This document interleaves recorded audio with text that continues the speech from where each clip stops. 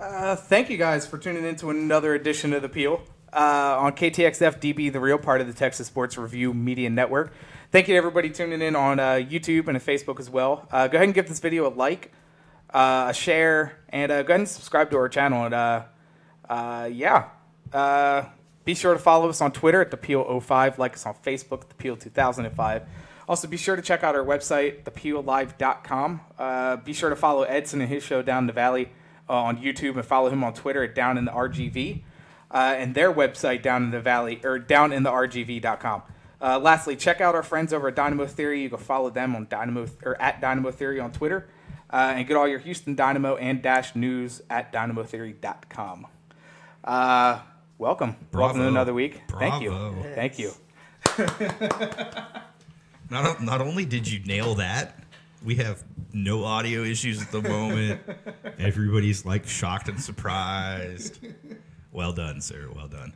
Is your TV muted? Yes. Okay, I just want to make sure. Yes, no, I muted it. But don't ask me why, because this computer is garbage. I The really video just need to shave this part off my hair. Like, wow, that's really bad looking. Thanks, Justin. Thanks. Oh, it's all good.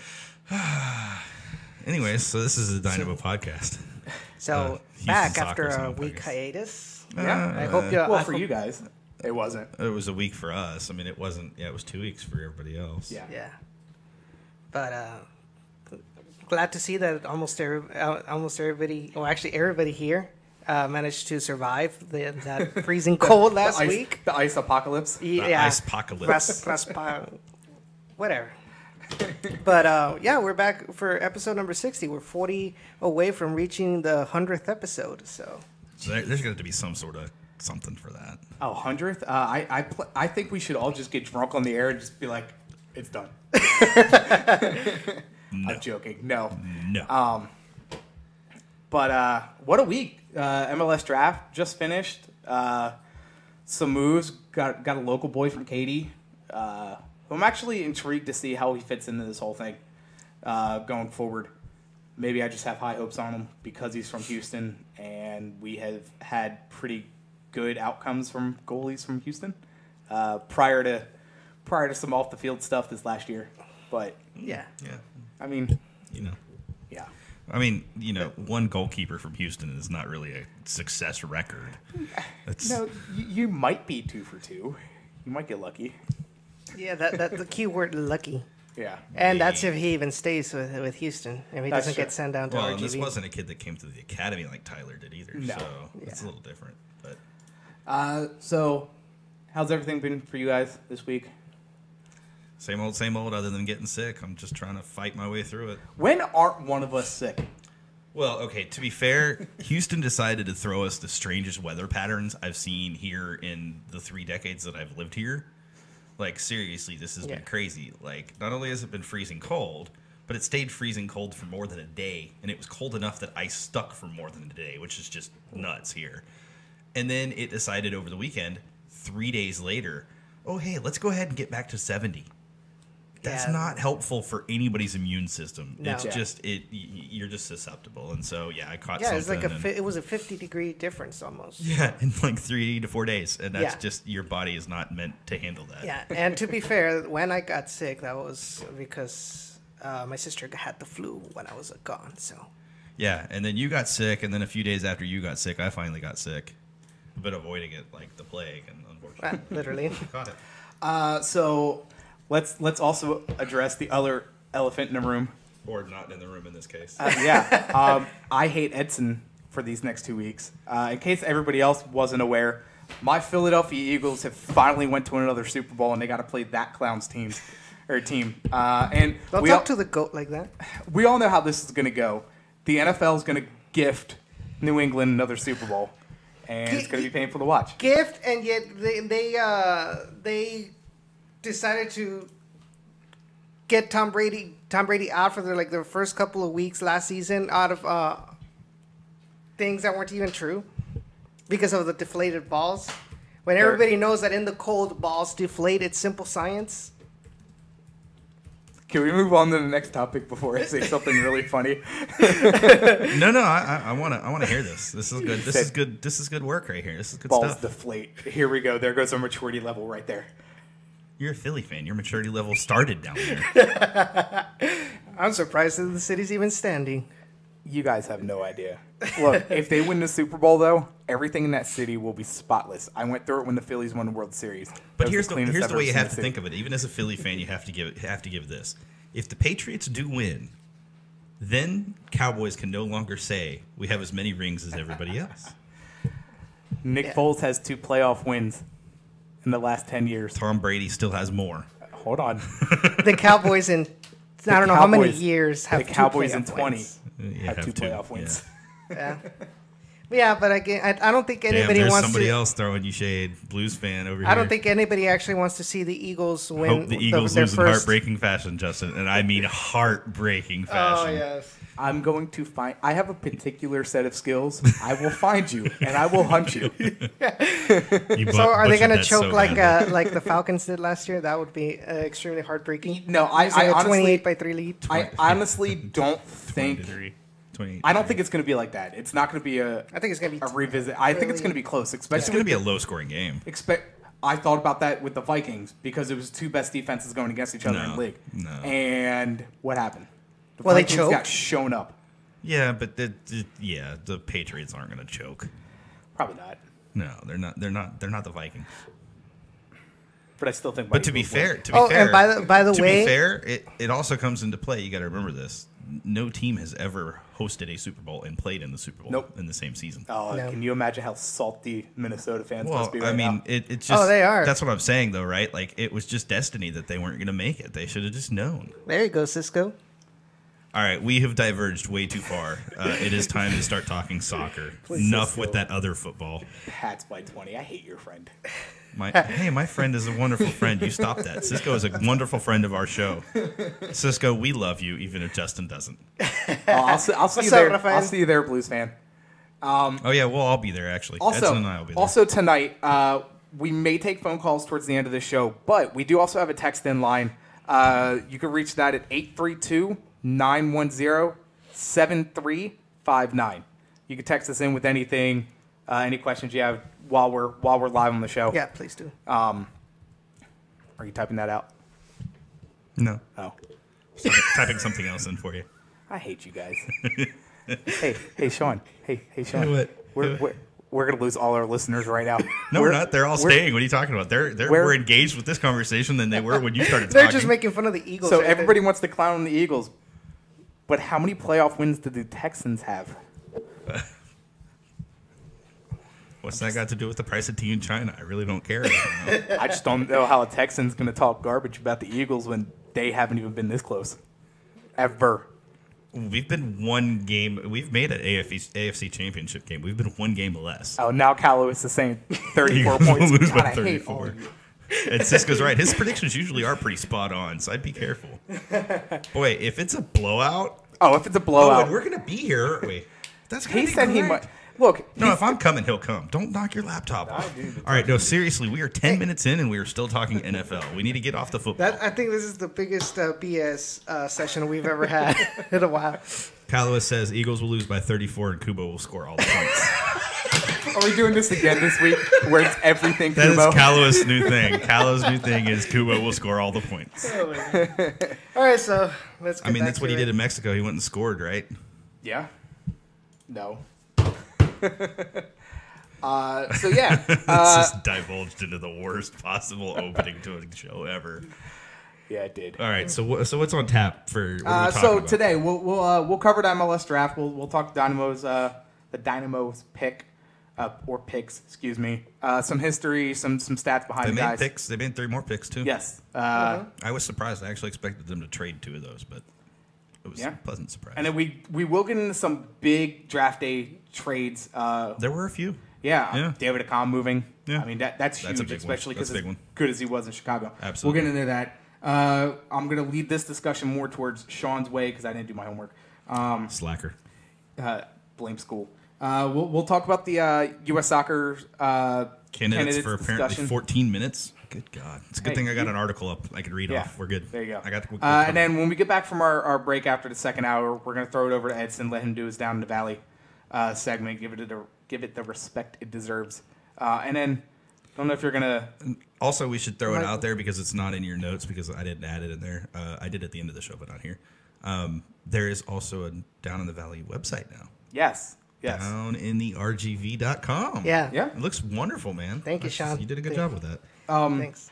And then some big Houston Dash news in case you guys weren't aware. No, that's minor news. Minor news.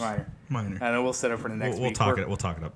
We're later. planning on this going an hour and a half. If it goes hour 45 What? minutes. We talked about 2 hours, bro. Yeah. You were like, 2 hours. We'll take fan questions at the end. And Yeah, we're going to go an hour and a half. I forgot about that part. So, yes, if you have questions, you have comments, you have thoughts, you want to get on the quote-unquote air, go ahead and either call the line now and we'll just queue you up, I guess, in advance. Or you can text us and we'll be happy to read your question on air. Or you can type it in the YouTube chat. Yeah. And again, that text in line's 832-910-7359. So, Darby, we talked hand egg just for you for 10 minutes so that you could actually get in here and miss all of it. We just timed it perfectly just for you, Darby. And, yes, Andres, hashtag 2 hours. That's funny. Hashtag make it 3. We only have, 5 minutes until our next break? Yeah. Yeah, about that. So we've been talking Superdraft. Okay, so they drafted a goalkeeper in the first round. You mentioned he's from Katy. Yes. Well, actually, I don't think you mentioned he's from Katy. He's from Houston. Yeah, but No, I he's from did. Katy. He's from Katy.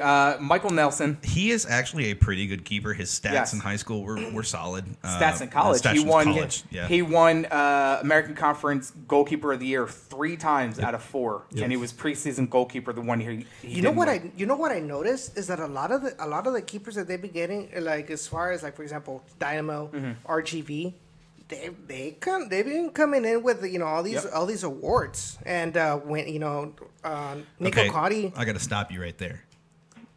90% of college players walk out if they go into a draft. They walk out with an award of some kind. This is true. Because there's so many conferences and there's so many awards that everybody gets an award for something. And if you don't walk away with an award, most likely you're not expecting to be drafted. It's simple as that. That's not to say this kid's not great, but at the same time, like, we have to keep that in mind, that just because there's all these awards and he's been, whatever, it doesn't matter. Nothing matters until they step foot on that senior pitch or they step foot in RGV and they show what they can do. Yeah, I mean that is true, but. You've selected. This next one was the one that really, really caught me off guard because we selected a forward with the 43rd overall pick in the draft, and Providence College. A pretty good, he's a pretty solid looking kid at 208 and 6'3". And from what I read from a bunch of different people, they were very, analysts and stuff, they were very impressed with this kid in college and how he played in college. And I'm not talking Dynamo people. These are people nationally known, not scouts, but people that talk soccer. They were all really impressed with how he played and then how he played at the combine. And so, I take that to heart to say maybe we are, starting to turn a corner with some of our scouting. The question is, the same thing I said just with other guy, not Mac, the other guy. What's his name? Michael Nelson. Michael Nelson, thank you. With Michael Nelson. So Mac Steves, he has to prove it on the pitch at RGV. And that's where he's going to go. He's going to go to RGV. Now, he's going to have to prove it in practice. He's going to have to prove it in preseason, because if he doesn't prove it in preseason and he doesn't beat out some of these other players that RGV already has on their roster and the Dynamo already have on their roster, he's not going to get signed to RGV at a USL contract. Yeah. I don't think. But he has the capability. He has the pedigree to do it. Mm-hmm. Will he do it? It remains to be seen. So we did overextend our intro. We do have to hit our first break. Yeah, you're good. When we get back, we'll pick up more on this discussion about our draft picks. Yep. I did want to go over some of this guy's awards too, because the list is long. Yep. When we get back. Yeah, they're all handout awards, but whatever. Yep. You are listening to the PO on KTXF-db, the real part of the Texas Sports Review Media Network. We'll see you in about a minute and a half. Give or take. Yes. You're listening to The Peel on KTXF-db The Real, a Texas Sports Review Media Network. Listen to us every Tuesday at 7 p.m. Central Time on KTXF-db The Real via the TuneIn app on your smartphone or via TuneIn.com.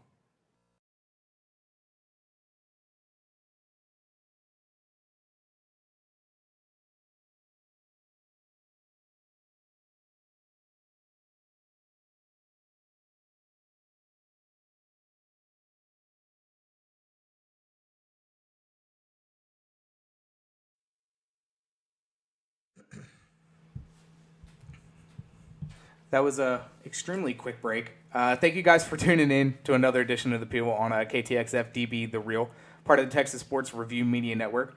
Thank you to everybody tuning in tonight on YouTube and Facebook as well. Go ahead and give this video a like, share it, and subscribe to our channel. Before we did leave to go on break, we were talking about some of the draft picks the Dynamo made in the first round. And with, I lost his name, Max Steves. Yeah. You know, the kid's won a ton of awards. I didn't see if he won any titles, but he did win College Cup 04 all tournament team, or 2014, excuse me. Most outstanding offensive player 2014. Yeah. Big East Rookie of the Year, or Rookie of the Week, excuse me. That was his sophomore year. Yeah. And normally a sophomore for whatever reason in college, it's the same way. Sophomore year, you just struggle. And for him to actually get College Cup awards, that's a pretty big deal. 2015, 2017, all Big East first team. Phenomenal. He played all 18 games 2017. He made it to the U23 U.S. Men's National Team College ID training camp, and that's a really big deal. That's where they're looking for their next players. Yeah. Just those two players alone. I mean, the awards between them. I mean, like you said, you can't really put too much into what these guys do in college, but it does play into it. I mean, if you don't win nothing, you're probably not going to get drafted. I mean. You were still good enough to get drafted in 3 rounds of MLS. 4 rounds. Or is it 3? 3. It's 4 rounds. Is it 4? It's 4 rounds. Yeah, First 2 are on Fridays, and then the other 2 happen via conference call on the following Monday. We do have video that was sent to us from the Dynamo and links on YouTube that we will share. I'll try to get it out tomorrow in between my work and school. Yeah, share those out. Or you can just send it to me and we'll throw it up on the site too. Or that too. Yeah. Make it easy. And then, so that takes us back to day 2 of the draft. So just so you know, we really do need to record some new audio clips with some new players because apparently all of the Down in the Valley clips, all of those. Yeah, I didn't use any of them. No, all the Down in the Valley clips are all players that are no longer I had with RGV. Locatero, I had TJ Kastner, and I had Kyle Murphy. They're not coming back. So the running gag now is that he needs to get Kubo to record one, so that way Kubo's gone by the end of the season. It's the Down in the Valley curse. Yeah, apparently Down so. the Valley curse. That's not him. Who this player? That's not him. No, I know that's not him. He's back with Xolos. I'm like, dude, what are you pulling up Liga MX players for? Let's see. He went to Virginia. Oh. That's why. I'm telling you, man. Who is that? He's a closet Liga MX fan. Not at all. That player? Yeah. Yet he wanted to watch the Tigres Rayados game. Oh, yeah. And then it took us into day 2 of the draft. We selected Pablo Aguilar, excuse me, with the 59th pick in the 3rd round. He's not going to make RGV. No, I don't think so either. Let's see, what did it say? He's a 5'7" midfielder. That kind of tells you all you need to know. Yeah. He was 2nd team All-ACC honoree. He did appear in all 20 matches, including 14 starts. And that's really it with this 2016 But he made stats. an incredible individual play to score golden goal in double overtime in the NCAA second round versus Vermont. What scares me, though, is the guy has nothing from 2017. Well, no, I think he was injured for 2017, which is why we ended up drafting him. Even better. But he's 5'7", 150, so he's a very small kid. Yeah. And then we, with the 66th pick overall in the 3rd round, we selected Sheldon Sullivan, a defender, 5'9", 170 pounds, 22 years old. Apparently, we really like them University of Virginia kids. But on that, also, I'm going to tell you right now, Sheldon's not making RGV either. No. Not to ruin everybody's hopes and whatever, but I was pulling up his stats. no, you're fine. I was just clearing my throat. The sickness has gotten to me. Oh, he was a redshirt junior? No, redshirt he was 2013. I don't think they're listening to anything from 2007 Yeah. at all. Maybe not. I love how he goes from 2016 for latest news to 2018. That's funny. He was a redshirt senior. What are they doing in Virginia? What the hell is wrong with these people? Defender, 5'9", 170. Unless he had 4 years. He might have had 4 years of eligibility before that, and that might be why. Sorry. Vermont for MLS. Yeah. Clearly, Vermont's a hotbed of soccer, let me tell you. All right, and then our 3rd pick in the 4th round. 3rd pick. 4th round, 89th pick overall, we selected Manny Padilla, Defender, 5'9", 21 years old from University of San Francisco. I'm gonna throw something out there. One of those two defenders will probably actually make the RGV roster with a USL contract, and the other one won't. I have a feeling, and this is just that is definitely not the player. You can try again. I just have a feeling that it's going to be Manny Padilla and not going to be Sheldon Sullivan, and it has nothing to do with who he played for, because San Francisco is not exactly a hotbed of soccer in any shape or form. And just a hunch that I have that we'll see Manny Padilla we'll see Manny Padilla in RGV this year, which I know Edson would be like, well, that's kind of cool. I'm almost there. I'm almost bringing up his stats. If these draft pick families are listening, I apologize for crushing your poor kids' dreams, but I'm just being realistic with you. If you're drafted in the 3rd and 4th round, just don't plan on playing professional soccer. With that said, though, I mean, if you go into preseason camp and you bust your butt, the coaches and everything, they take notice. The staff will take notice. Don't think that just because you were drafted in the 3rd round means that you're screwed. It doesn't. There are exceptions to every rule. Yeah. Why is it that nobody has 2017? No, he does. 2017, honorable mention. Honorable mention. West Coast Conference. Yeah, I know. 14 out of his 15 appearances. That Big 5 conference there. It's like the Big 25 conference. I mean, conference of the day. But other than that, I don't see, like Sean had mentioned, I don't see some of the lower draft picks doing really anything. I mean, RGV will probably end up taking at least one of those defenders. But I have high hopes in Michael Nelson and who was the second guy? Max Steves. Yes, Max Steves. Here's the thing, right? And this came up while I was watching the early part of the draft on YouTube.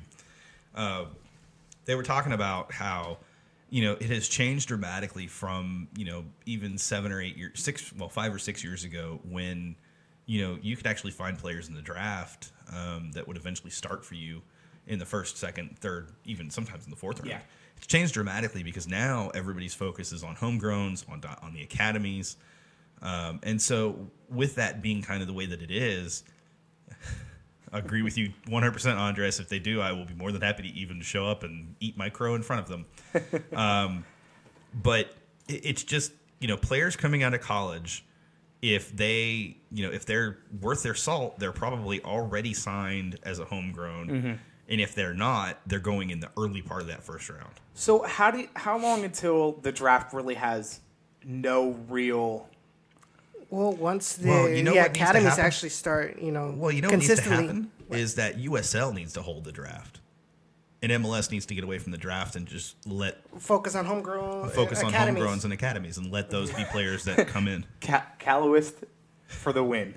I'm not going to repeat it. But see, here's the thing though, because the USL pretty much covers the MLS Superdraft. It does. So and that's really what it's become if you think about it. I mean, it's just is the MLS Superdraft is really more or less just teams laying claim to players that they're going to send to their USL franchise or their USL affiliates, and then anybody beyond those USL affiliates, they're really being signed to basically play in their system so that they can have claim to the rights. Yes. So Cisco asked a good question here. Lately, it seems we don't utilize our draft picks at all. Would y'all be opposed to using our draft picks as trade bait from here on out? We did last year. We did. Yeah. Well, we didn't last year. We didn't actually trade a draft pick last year to get AJ. What we traded was allocation money. Mm-hmm. So draft picks in MLS aren't really all that valuable. It's not like the NFL or NBA where you can trade a draft pick and maybe 2 or 3 draft picks and end up with a really quality player. Mm-hmm. I mean, you look at the Patriots; they constantly trade a 4th round pick for a player that somebody wants to get rid of or whatever, and then they turn him into a star player. Well, not star, but they turn him into a really good player. Yeah. You can't do that in MLS nearly the same way because draft picks don't hold the same value until draft picks. And I'm not talking in the 1st round. I'm talking the 2nd, 3rd, and 4th round. Until the 2nd, 3rd, and 4th round of the draft, the talent pool increases so that we can see those players actually make it from USL teams that are affiliates of MLS teams to actually playing in MLS. Until that happens, so at that point, the value is just not there. Then, I mean, that idea sounds like it'd be probably the best route because at that point it would be like a minor league team. It is. Your draft picks go there. They get their... So it's like the baseball draft. Yes. They get roughed up a little bit, which is good. Yeah. The diamonds will shine after that. And then if you want to keep the player, you keep the player. If not, that's when you use it for trade bait to get maybe not a star for another team, but somebody who's at their prime or past their prime, and then you're going to have to trade another draft pick or another one with that. So here's a question that just came up on YouTube, and this probably needs to be answered because it's a good one. Ooh. Are any of our draft? This was Stud Muffin. Hey Stud, are any of our draft picks from last year playing? The answer to that question is: are they playing? Yes. Are they playing in RGV or for the Dynamo? The answer is no. Joe Holland, who was our first round draft pick, will probably be playing over in England. Or Scotland or somewhere in that general area. Really wish we had a way of keeping Joe Holland because I liked him. We just had to. Well, the problem is that he was going to take up an international slot, and that hurt us. Yeah. And I knew that's why I was so annoyed with that pick because he was going to take an international slot, and there was zero reason for us to hold him. And then you had Jake McGuire, who got traded to the Union because he wanted a starting job. Correct. And what happened? You're not starting over Andre Blake. Yeah, no. At all. No. But he did go play for Bethlehem Steel. He did. And I think he started over there. 22 matches. He did have a pretty decent season. I don't have his total stats. I think he did have a couple clean sheets. Yep. And then Danilo Rajan. Yeah. He did practice with the Dynamo in preseason, but he just didn't stick. No. And that's pretty much it. Everybody else. We didn't have one in the third round at all. No, that's because we traded it away at some point. Robbie Sagal. Sagal. Yeah. Oh my gosh. Yeah. I'm glad he's gone. That good. Yeah, that good. I'm glad he's gone. That's all I have to say. And then we're going to RGV, having 12 appearances. And they were the worst 12 matches of RGV's career. Tell me how you really feel, Edson. So go to my website, look at my second to the last article. You'll find everything there about what I think about Robbie Sagal. But that's just it, right? So and it comes back to what I was saying earlier. If we're going to continue this whole thing of the draft, we've got to find a better way to utilize it. And I don't mean just the Dynamo; I mean MLS in general. Mm-hmm. Because outside of Generation Adidas players, outside of the first 10 picks, 90% of these players after the first 10 picks don't even see MLS minutes. 99% of them. 99% of them don't even see MLS minutes. 90% of them don't see USL minutes. Okay, so I might just be drawing a blank, but have we had star homegrown players over the last 2 years? Yes. You mean the Dynamo? Yes. No. I think that's a problem. No, our only ones that have come out have been Luca, who is going to Necaxa. Mm-hmm. We had Memo, who is, he's kind of becoming a star player. I think the next one that the Dynamo is looking at is Marcelo Palomino. I agree with you, and I do think that he has a shot to become a player, like a player. Yeah, and he's only 16 right now, and he's already training right now with the Dynamo. Didn't Alex Carnego have a pretty decent year this year for Columbus? He did. I do think, and no, not because of his dad, but I think Ian Harkes will be definitely good in his next 2 years. Within his next 2 years. I mean, he looked okay for them, but he definitely looked that team was also bad. He looked every bit the rookie that he was. Yeah. He was completely out of his element. Last year, have you... Well, one of the players that's not listed there that wasn't a Generation Adidas player that got quite a few minutes was Ebo Bise, and then there was... scroll back up because I saw his name and I need to see who it was. These are all draft picks. I know. Where's it at? I'm going to find it. Give me a second. Scroll down then. It was somewhere in there. Was it this year or last year? Maybe it was a summary. Scroll down. No, this is by conference. It was last year. It was another player who was drafted, and maybe he was a first-round draft pick. I don't remember, but he was like a touted first-round draft pick, and then he ended up actually being pretty decent. So let's just real quick run through let's do the first round. This kid got a ton of praise when they were covering the draft. The defender. So I want it to be known they were talking about him.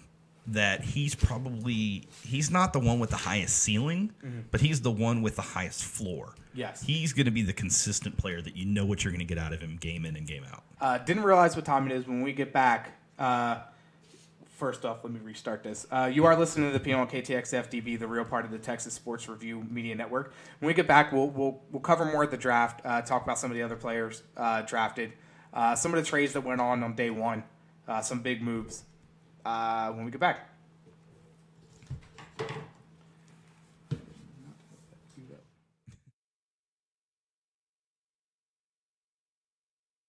I'm Brad Davis, and you're listening to The Peel.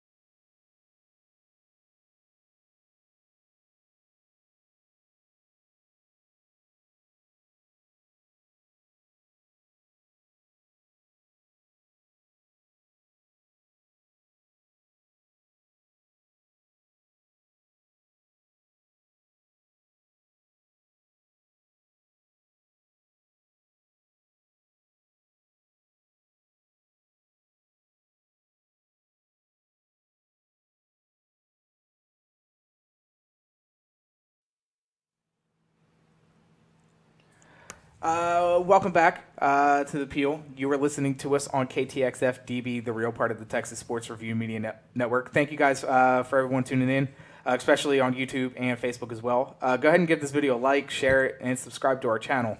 Before we left, before we went on break, we were talking about some of the draft picks. So let's skip the draft picks, though. I want to talk about the trades that transpired in the first round. There were a lot of trades, and I kind of mentioned this to a few people in the Dynamo Discord. I had a good feeling there were going to be quite a few trades. From what I was hearing, there were going to be a lot of trades. It got fun. It did finally, right? Yeah. You're watching a super draft, and you're like, oh, dude, I can't fall asleep because I don't know who's going next. So the first pick that was traded actually was the third overall pick, and this actually was traded prior to the draft. And LAFC acquired the pick from DC United for basically $200,000 worth of allocation money, $100,000 of which was GAM and $100,000 of which was TAM. Mm-hmm. And why that's important is they set the market for what these picks were going to cost to trade, and you saw it as each subsequent pick that got traded. The fourth pick got traded overall that went from Montreal to Dallas, and it was $200,000 worth of allocation, and that was a pick that Montreal had acquired from Colorado via a trade back in 2016. So Montreal turned around a trade with Colorado and ended up making $200,000 allocation on it. And then, thanks for changing off the screen that I need to watch. Need to look. No, that's super. Thank you. Sorry. And then the fifth pick was traded to Chicago from Minnesota for $175,000 of allocation and a player. Matt Lampson from Minnesota went to Chicago. And then, not that it was enough, but there was also Minnesota acquired a pick from Montreal for the seventh overall pick for $150,000 of TAM. And it just kept going on and on and on. And I was just like, when is it going to stop? And every one of these was for allocation money in a player or allocation money. And so it does show you, and as I've said, the first 10 picks in the draft, they're not guarantees to, be senior team winners or anything. But the first 10 picks in the draft, they're usually your best players that are going to come out and have the highest probability of actually making a senior team roster right out of the box, right out of the gate. It kind of sucks for us because last year we traded down and ended up doing Joe Holland, but we had a chance at Jackson UL, who ended up playing for San Jose and ended up starting for San Jose for a few matches last year. Ended up looking pretty solid and plays the same position that Joe Holland plays. Mm-hmm. Damn it. But, we filled that. I mean, to be fair, we filled that spot with Tomas, in my opinion. But, there were additional picks traded in, subsequent spots. And they were traded for allocation money. So what I'm seeing is, and what and I've kind of hinted at this too, the trend we're going to see is that you're not going to see players traded for picks. It's going to be allocation money. And that's because that's your closest way to actually evaluate a player is, what are they worth in allocation money? And really what it comes down to is not what the player's worth at that number, but what that actual pick is valued at. And so, we saw this year, the third pick really starts at $200,000 this year. Mm-hmm. So next year, I bet we see the third pick or the first or second pick is probably worth $250 to $300. So we're going to see a kind of a progression. But what that means is at $250 to $300,000, that's an international player if you play your cards right. I mean, that's Machado for us. That's Kyoto for us. That's incredible if you think about it. Because these players coming out as young as they are, let's be honest, they're not at the level of a Machado or a Kyoto. Yeah. But you have a probability of getting them for more years if you can actually develop them through your system. And more on just draft day moves, and it's probably the biggest move made of the day, and it deals with my hometown club, is the Philadelphia Union trade for David Accam. I knew we weren't going to make it through this entire show without him touting Philadelphia it matters. somehow. It matters because here, we're talking about absolutely. We're talking about the increase of GAM and TAM and overall money. Well, this was the most expensive deal ever made between these two clubs. This is the biggest move they've made. Yep. It totals $1.3 million. Yep. So the Chicago Fire will receive $300,000 in GAM and $900,000 in TAM, which is the most TAM and GAM combined for a individual player within MLS at this point. So the Union gets some much needed help with the arrival of David Accam. So they couldn't have traded that same amount for Dom Dwyer last year. They couldn't have traded that same amount for. I don't honestly. I don't know what changed between this year and last year because I was beyond pissed off with the way the team had been ran for 2 years. They just realized they've got no choice. Yeah. No, they don't. They've got to do something. And I think you're going to start seeing a lot more clubs that aren't really staying with things now, making those types of moves because you have clubs like Toronto, LA, Atlanta, both LAs actually, where they're out there and they have no problem spending now in MLS. And eventually you're going to have these teams that wanted to be penny pinchers. They're going to have to start making these moves. And we've seen it a little bit with the Dynamo now, and I think Blues the Union are also happened following. When Justin became primary host. He asked when we became another Philly show. Shut the hell up. But Alexander Bell says they sucked last year. That's what happened. Yeah, but they've sucked since their existence. Here's the thing, though, is like, do you believe that player is worth the money that they paid for it, or is it just another, or is it another, or is it a case of? Here's why I can't really answer that question yet. Give me 5 years and I can. And the reason I say that is there's a reason because when it comes to the money that's being spent, we're still in its infancy to be able to value a player compared to that money. Well, but see, we say that, and then we turn around and we look at what they're valuing these draft picks for. So, $250,000. Let's just put that as the first, the second pick overall. So let's just say $300,000 is the first pick, which is what it went for last year, if I remember correctly. $300,000 is your first pick overall in the draft. So if at $300,000, so that was $1.2 million. So $300,000. That's you're saying he is better than the top 4 draft picks in the draft. Oh, yeah, definitely. I definitely see that. I mean, David Accam's numbers speak for themselves. I mean, the guy's been top 10. I know, but that's the valuation you have to compare it to. That's what you're looking at. Now, I still wish they would have moved away from a player this season because he's not worth a DP spot or the money, and that's Bedoya. I mean, I wish they would have moved away. Now, where do you think, and yes, this isn't Dynamo related, but how do you see a team like New England, where right now they're in the process of moving players out? Correct, and it happens. Yeah. So but this is kind of the direction that MLS is going. You have, and this was actually talked on Counterattack, their soccer show with Brian and with. Blues fan, I totally agree. Accam doesn't stay there for 3. No, he'll be somewhere else. Soccer is football, though, but is football soccer? Question of the day. Thanks, Andres. But what I was saying is this is kind of the direction that MLS in general is going. You have really 3 ways to become or to compete for an MLS Cup year over year. Yes. The first way is you buy your players. You're at the top level. You're TFC. You're Toronto Atlanta. FC. You're LAFC. You're Atlanta United. You're whatever. The second tier of teams, they're your teams that they've paid for their top 3, their top 4 athletes. And then after that, they're not really paying for the other ones. They're trying to develop them through their system, through their academies. And that includes, God, it pains me to say this, that includes Frisco, that includes Portland, that includes Seattle. Yeah. Those teams are kind of there.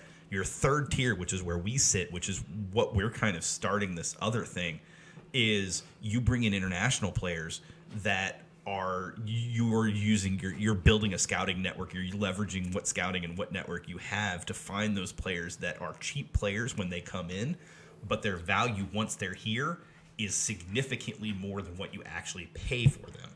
That's the third way. So, and then there's one more way. I'm almost done. No. One more way. No, I know. And that final way is by drafting and just building up through that system. So something you'll like, because you had And we're brought this getting up. away from number 4. Everybody is going away You from had number 4. you had said this before in a prior show, and somebody had said, he's not going to be there within 5 years, and I said 3. With the deal, the Fire will retain a sell-on fee for a com if he moves outside of MLS.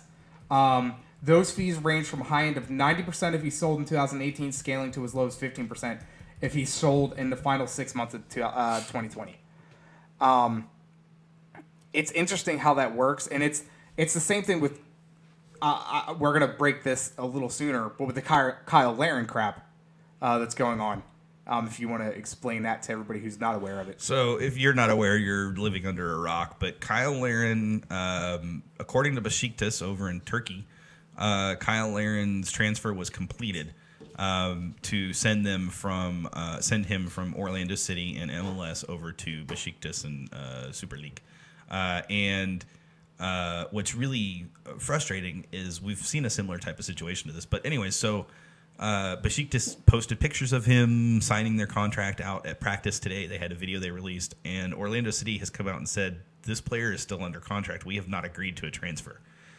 And sometimes those things get held up due to timing. Sometimes they get held up due to league issues in the front office. Sometimes they get held up due to paperwork issues, visa issues, certification issues, all sorts of things. Edson can speak to that too, I'm sure. But we've seen it with we saw it with Camilo Sanveso when he went down to Querétaro from here, and it was the same type of thing. And ultimately, Querétaro ended up paying up a little extra to get him there from MLS, and they ended up paying it to MLS. I think the same thing happens. Besiktas ended up paying MLS extra to get Kyle Laren there. On a side note, isn't Barcelona going after PSG for essentially the same thing with Neymar? Yeah. Yeah. Well, I mean, it's collusion, but it's not collusion. I mean, if they're in the process of negotiating a deal, and if Orlando City verbally agreed to the deal, which I bet they did, if they verbally agreed to the deal, then it's on MLS to get the paperwork done. Yeah. It's on Orlando to get the paperwork done. Now, with that said, until the transfer paperwork is done, technically he's still under contract with MLS. Yeah. And so that's where a lot of the issue comes into play. And it's MLS trying to say, look, you can't bully us around. We're a legitimate league. We understand our rights and our rules and regulations. You have to abide by them as much as we have to deal with yours. Yeah. And so that's kind of what's going on. Mm-hmm. Alexander, feel free to explain why you say it's not the same thing. For that, though, it's probably time to go to break. Yes, it is. So he says Besiktas is trying to secure Laren on a free transfer. Well, that's not going to happen. If he's still under contract with Orlando City, then it's definitely collusion, because you cannot, FIFA regulations state, you cannot bring a player in even to practice until, especially official practice, which that was, until that player contract is up, because contracts are there for a reason. Orlando City can now claim, legally speaking, breach of contract. That is not cheap. And that is something that Besiktas is going to have to pay. When we get back, we'll finish this conversation. Yep. We'll hit your point, Edson, and then we'll get into the U.S. soccer talk. But you guys are listening to the P on KTXF-db, the real part of the Texas Sports Review Network. Like I said, when we get back, we'll pick up more of this Kyle Laren talk and then jump into the U.S. soccer soccer talk. Yep.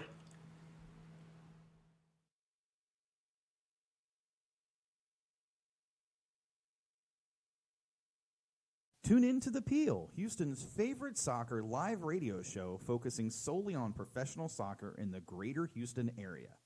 The Peel airs every Tuesday at 7 p.m. Central Time on KTXF-db The Real, available via the TuneIn app on your smartphone and on the Peel's YouTube channel.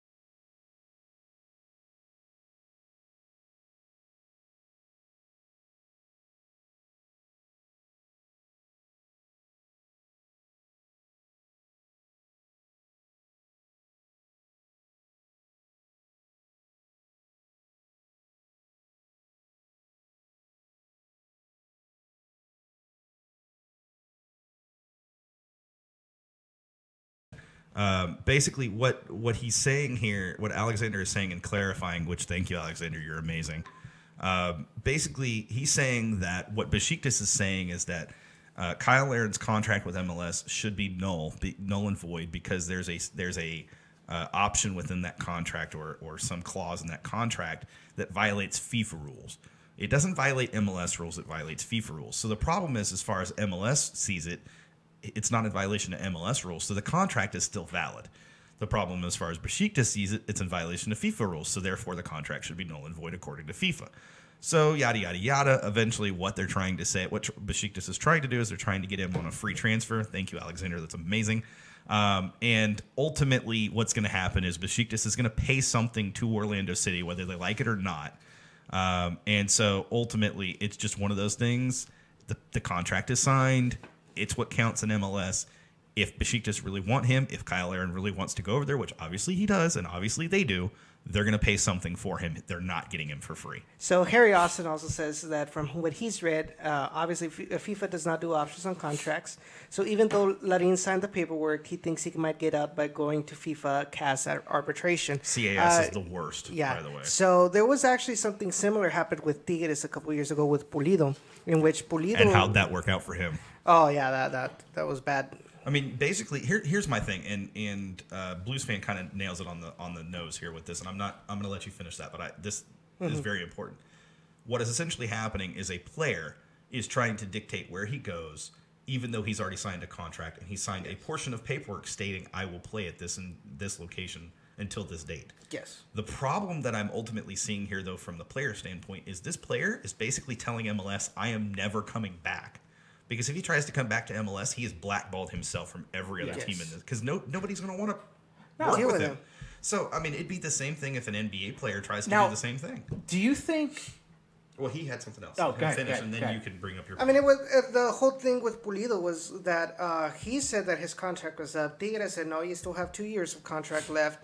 But the ridiculous thing about this and why I felt that Tigres was in the right was because technically, in order to participate in the World Cup, you have to have a contract signed with a team, and yet he's saying that he was a free agent, so he couldn't have played in the World Cup. So it was in the end it was all he said, she said. They favored in favor of Tigres, but he was still reluctant to go back. So and anytime these kind of things happen with these contract players wanting to leave, a la mala, like they say in Spanish, it's just never going to be good.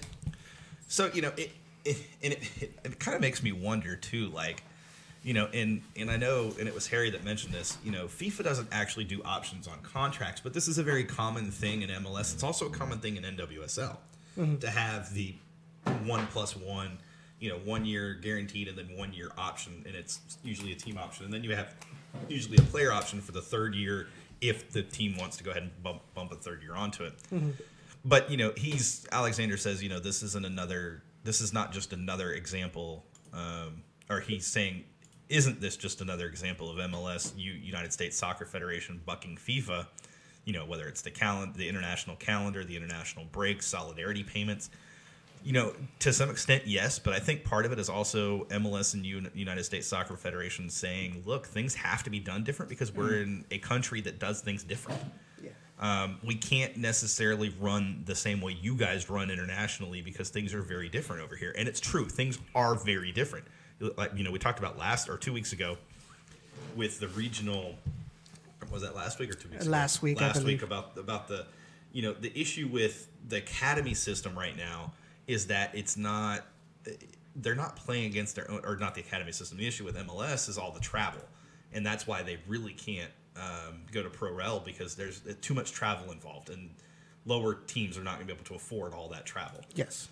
But it's interesting to me because we actually were going to talk about this, but I think I'm going to nix that conversation for now. We'll just bring it up next week. But it kind of ties into what is happening with U.S. soccer on the whole. With these candidates that are coming, and they're starting to talk about different things. And I want to point this out because it's really important, really, really important. The number one thing that every candidate talked about at the the Philadelphia Coaches Convention. That's my fault. I'm sorry. Probably need to unplug and replug it in. I'm going to do that. It's okay. We didn't need TV anyways, right? But the number one thing that they talked about, and all of them, with the exception, I think, two, talked about they talked at this thing either in one-on-one forum with Alexi Lawless, or they did a fan forum thing. Yeah. And so all of them talked about, and it was the number one thing they kept harping on, is issues with the development academy system currently in U.S.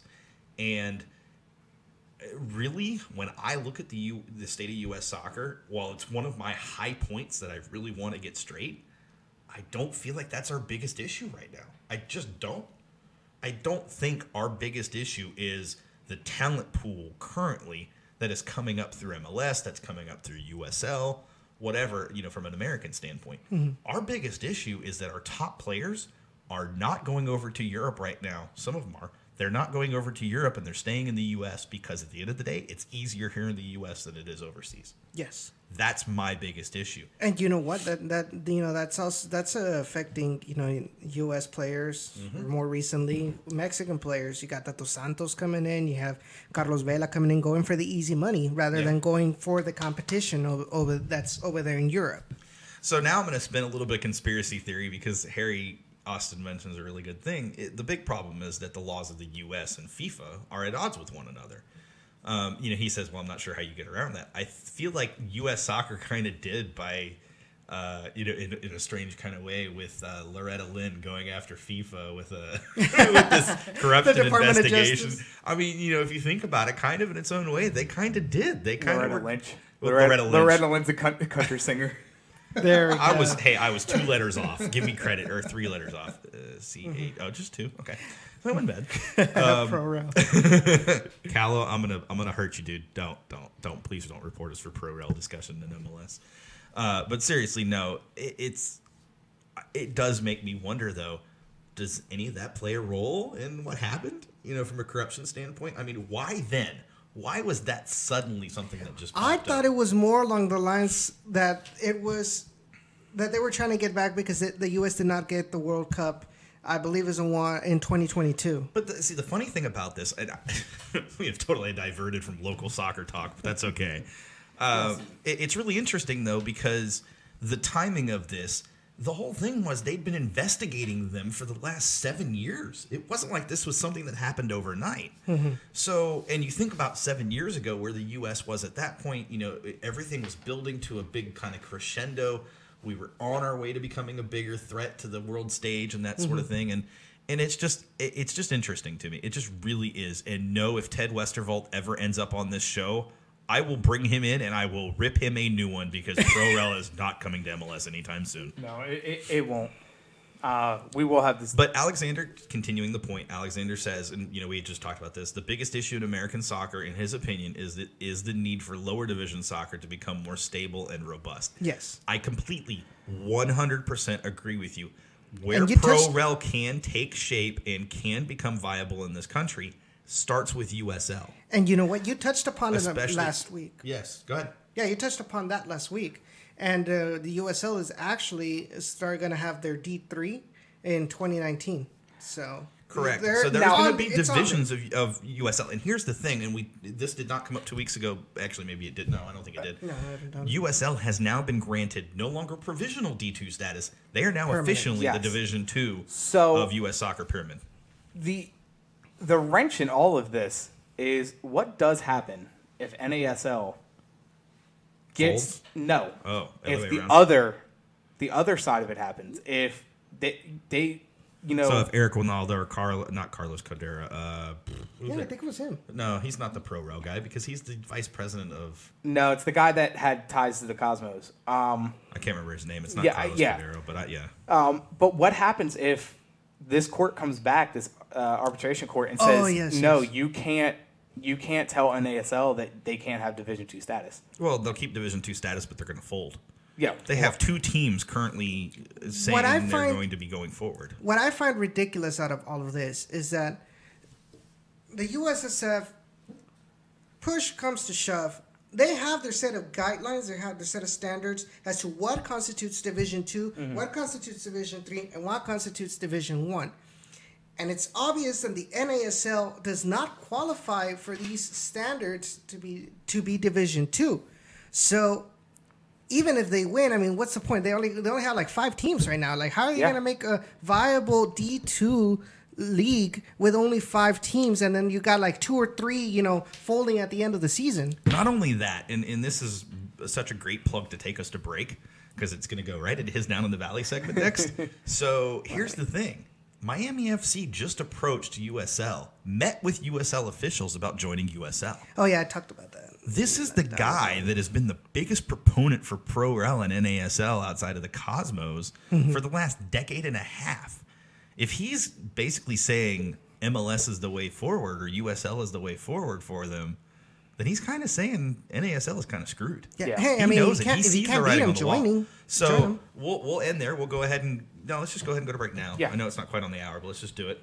And that way we can come back, and it should be right around 7:59 because you got a 2-minute break coming up. I got you timed out. Perfect. It'll be great. We'll come back, and we're going to discuss more about this, but tying it into USL level and what it is, what it means for RGV and that sort of thing. Yeah. So sounds good. We thank you guys for listening to the Peel on KTXF-db, the Real, part of the Texas Sports Media Review Network. I don't know why I almost flipped that, but like Sean said, when we get back, we'll finish with this discussion because it's going. I don't want to stop it. I like it. It's great. Yeah.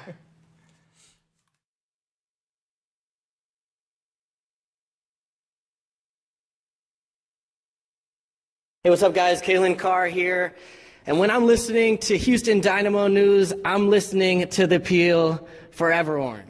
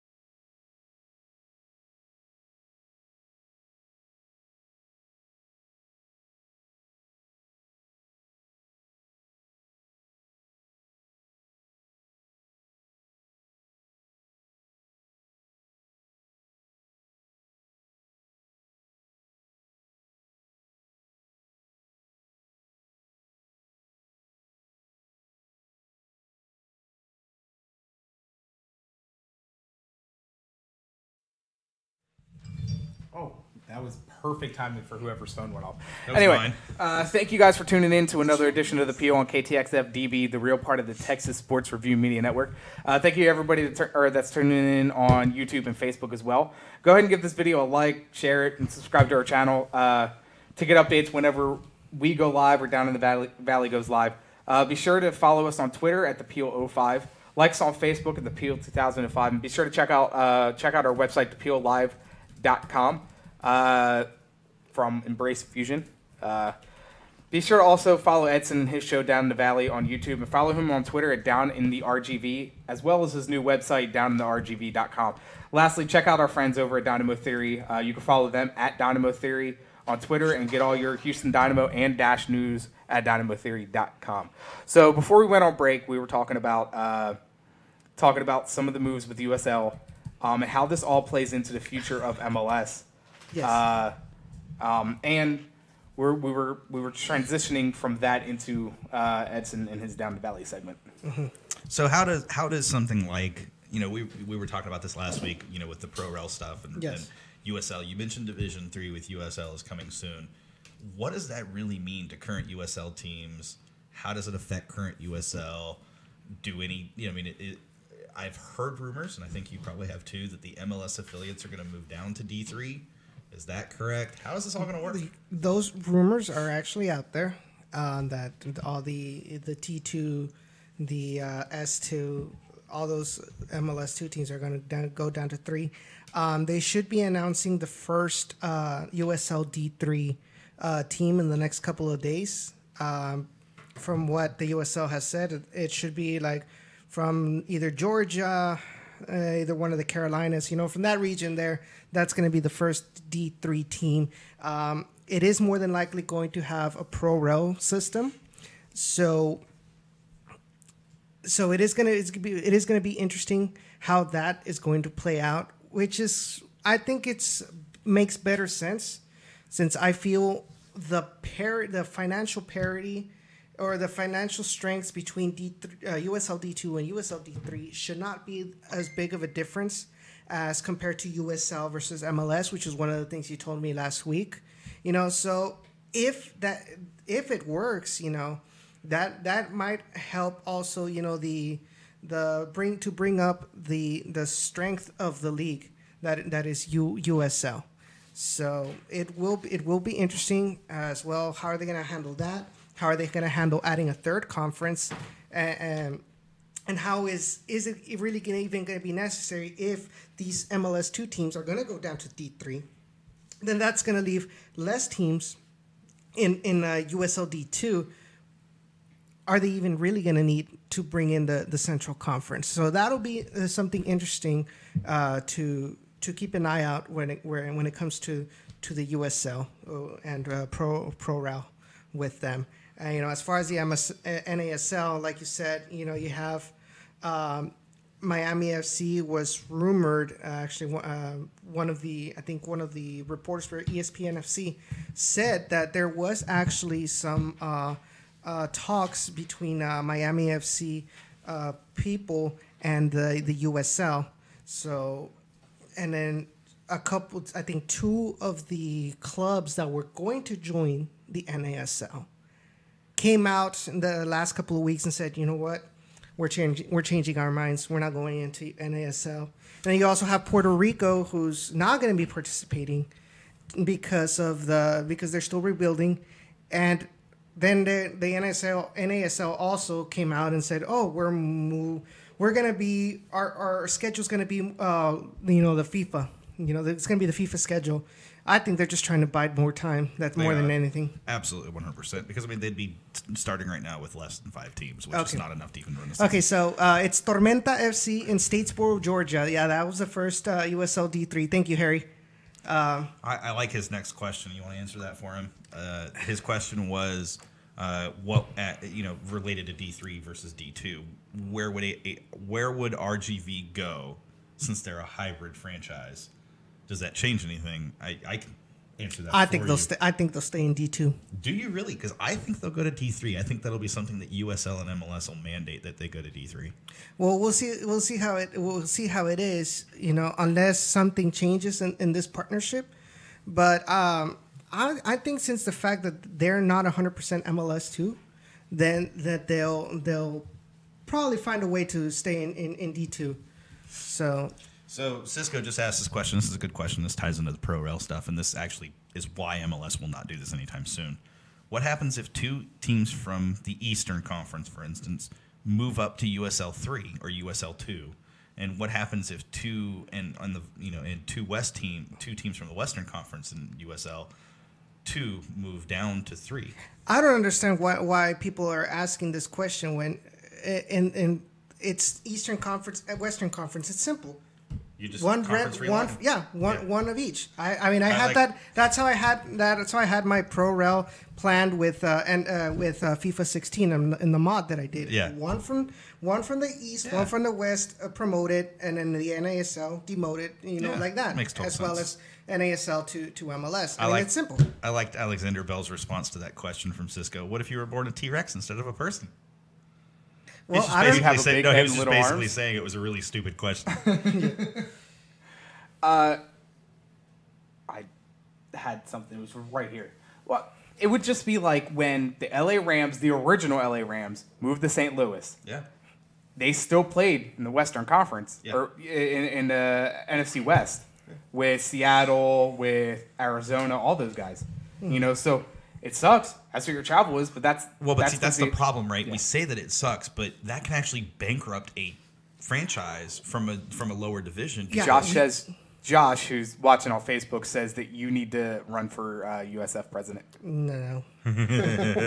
No, I think Sean should. He's got more knowledge. We're all too smart to run that program. God, no. They don't pay enough. They don't pay anything. Thank you. I'm sorry. But yeah, I think, and it's one of the things that I was talking to Mitch about, down in the valley, how all this travel costs exactly, and that's where that conversation came up from. You know, can hurt a team. Well, and so thinking about it from the East versus West standpoint, let's take it to the level of MLS. Let's just use an example because that's what everybody knows.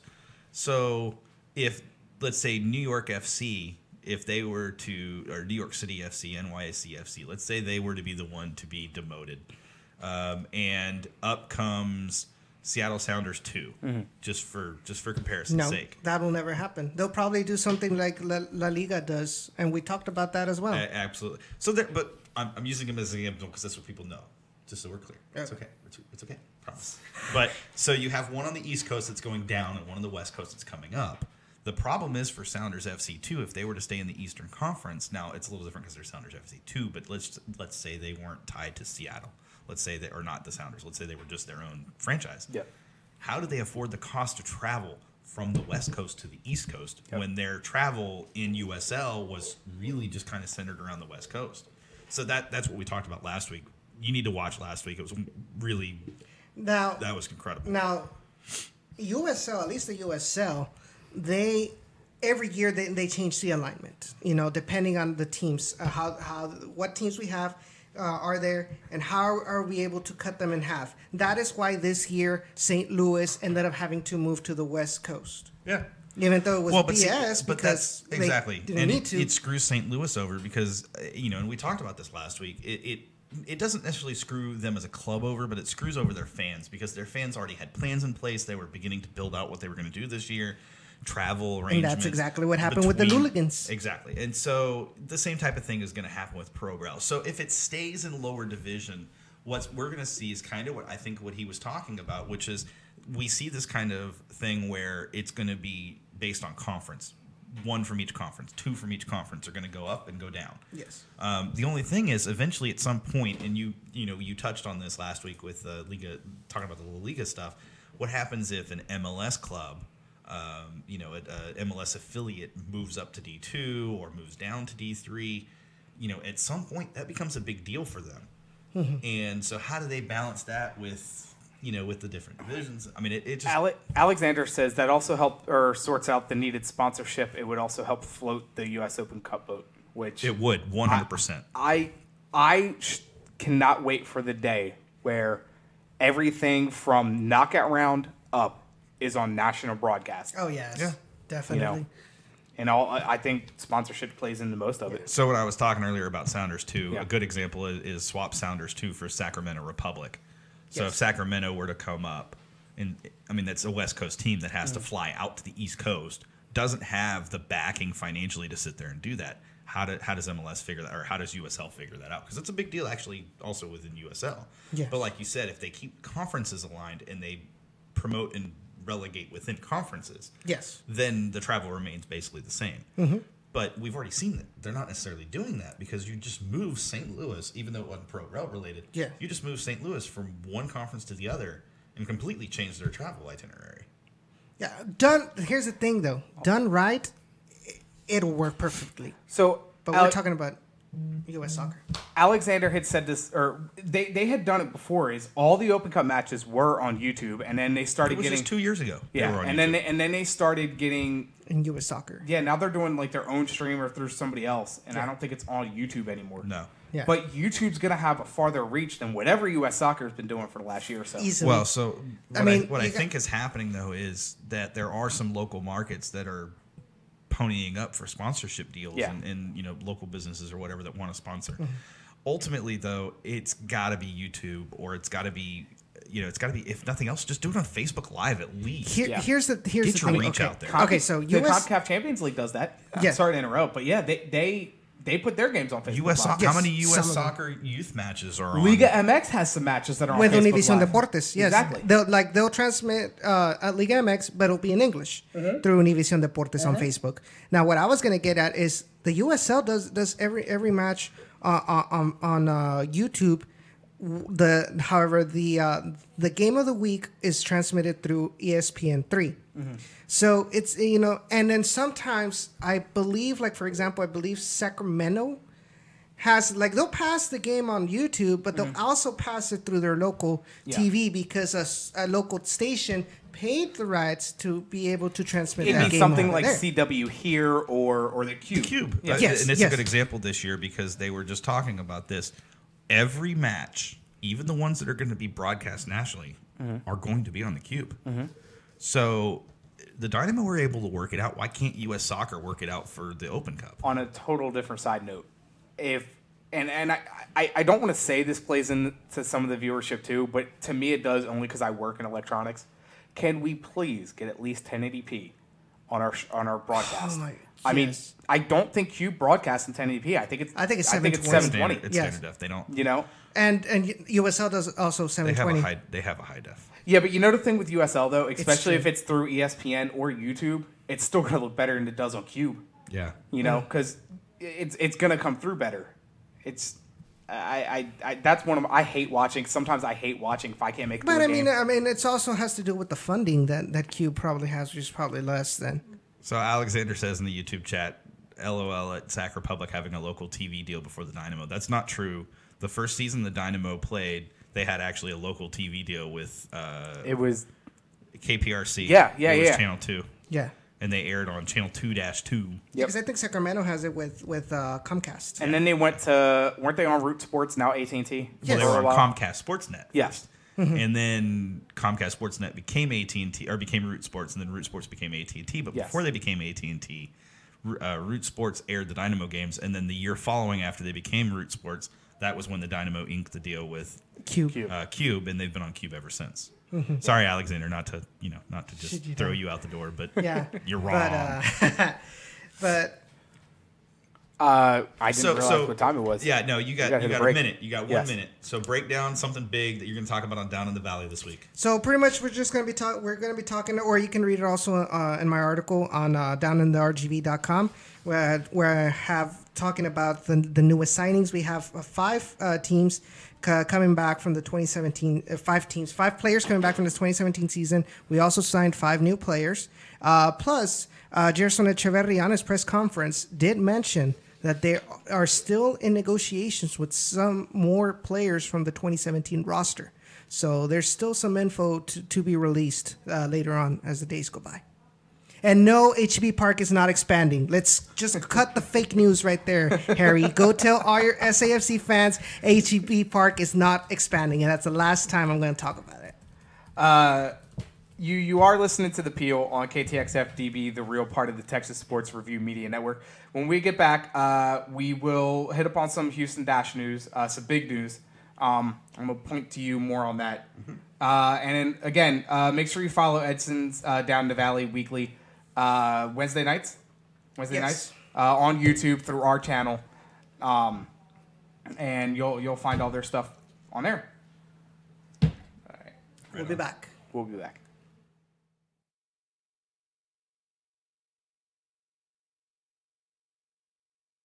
Do you love soccer in the city of Houston? The guys from the Peel break down the professional soccer teams in the greater Houston area, men's and women's, on KTXF-db The Real and YouTube every Tuesday beginning at 7 p.m. Central.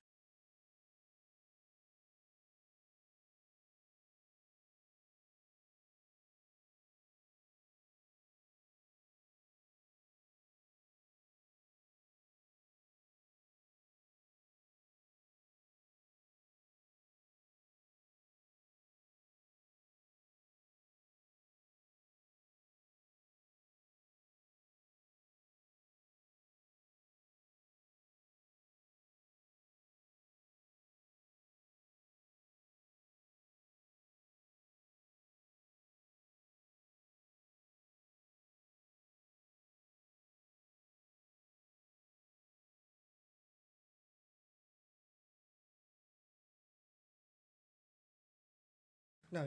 Oh no, versus local. Yeah. Yeah, when it comes to when I talked about Sacramento. Yeah, of course. Welcome back, guys, to the Peel. Thank you again for tuning in to another edition.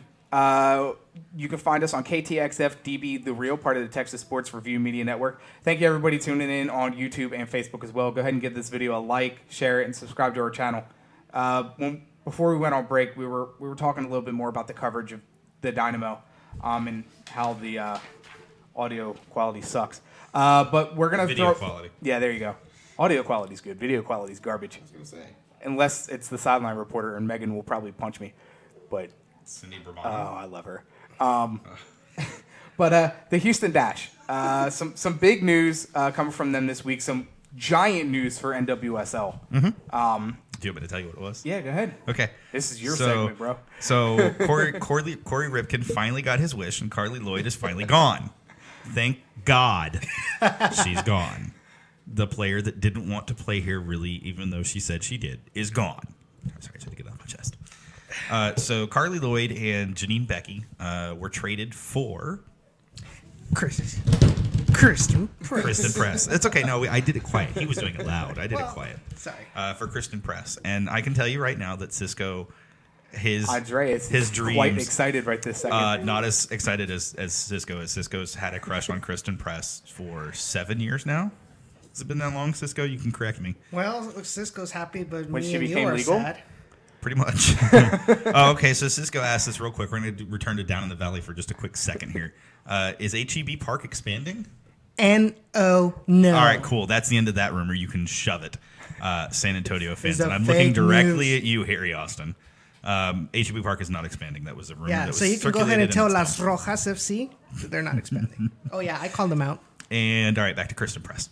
So we traded for Kristen Press. Also part of that trade, because it was a three-way. You got muted apparently for too many things in a row. So as part of that trade, which ended up ultimately really kind of being a three-way trade, Carly Lloyd was traded subsequently to not Carly Lloyd.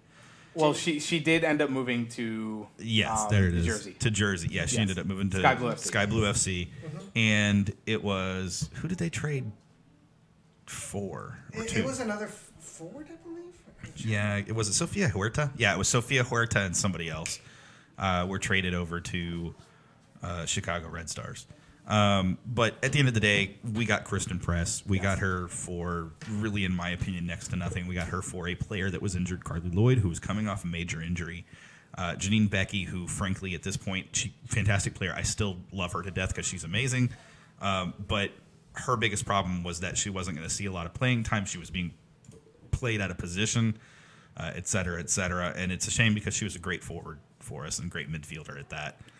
But she just wasn't going to get minutes in this new midfield, this new forward situation. let me ask you this, because you go from. Oh wait, I'm not done yet. Okay. There's more to this. Okay. So the trade prior to this trade that enabled us to trade for Kristen Press was the Lindsay Agnew trade, where we traded Andresinha. My dog is making an appearance. Are you okay over there, Edson? Do we need to? It's okay, Edson. You can have Brutus instead of Andresinha.